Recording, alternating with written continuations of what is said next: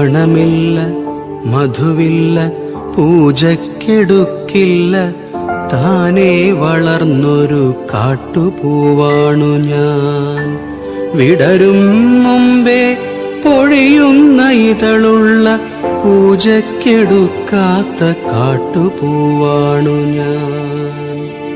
ഇഷ്ടമാണെന്നൊന്നു ചൊല്ലുവാൻ വേണ്ടി നിത്യവും നിൻ മുൻപിലെത്തിടുമ്പോൾ നിന്റെ കൊലൂസിന്റെ നാദങ്ങളിൽ ഞാൻ താനേ മറന്നൊന്നു നിന്നിടുന്നു.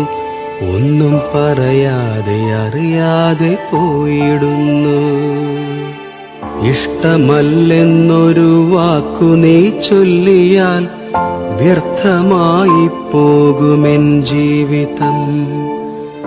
ഇഷ്ടമല്ലെന്നൊരു വാക്കു